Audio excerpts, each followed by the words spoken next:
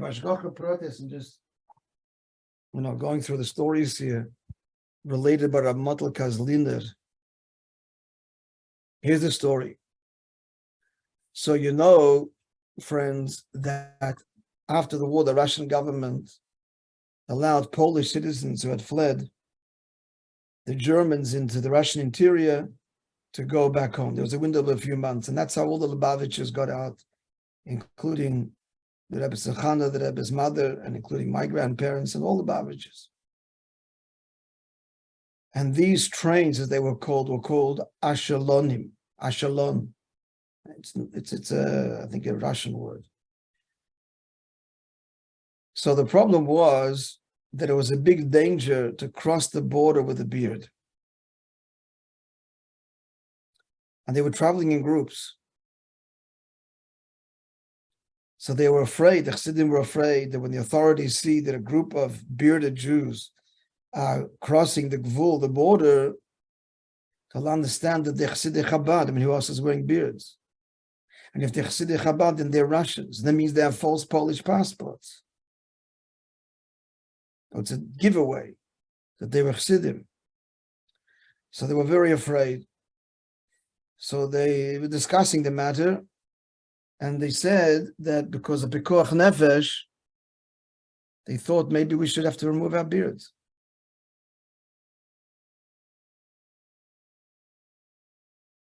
So look, this was a meeting, and they were discussing the matter.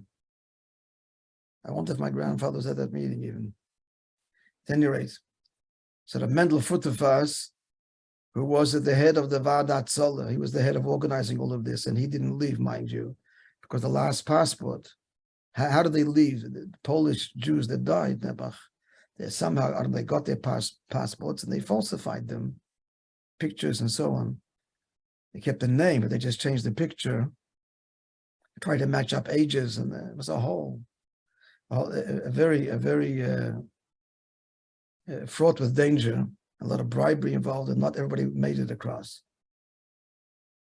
So Rab Mendel, just to tell you, Rab Mendel could have gone but didn't, and the last passport gave to another chassid, another yid. And so at this meeting, Rab Mendel said the following: if we'll have to machal Shabbos, then yes, Pekuach Nefesh is doicher, and it'll be machal Shabbos. But if we'll have to remove our beards, then we're all staying here. And that's what happened. Nobody did.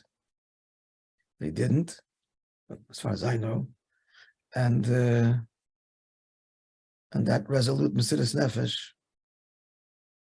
was how they lived. I just thought my personal case, my Zayder came out with his beard intact. The emphasis is not everybody did have a beard, but I think they may not have had beards before. I'm not sure exactly, can't tell you. But the point of the story is that Mendel's decision, and that was the formal decision, that if that's what it is, now question is, what's the difference?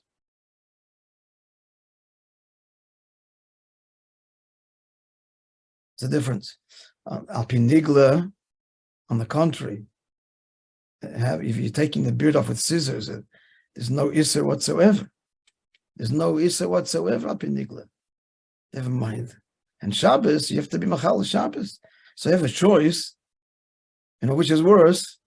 So clearly, being Machal Shabbos is much more serious, and no one can argue that, than growing a beard. If a person wants to become observant, but the first thing is a beard, the last thing is the beard. First thing is keep Shabbos. I'm not going to answer the question now, but I'm just addressing it. And yet by Chassidim, they were ready to stay in Russia, and that's it for the rest of their lives. They're not leaving. The beard's not coming off. If they had to Mechal Shabbos, they would go on the train on Shabbos, like every other Jew would. So we have to understand why this is so, but that's not for now. Friends, have a wonderful day. And Beit Hashem will see you, God willing, tomorrow.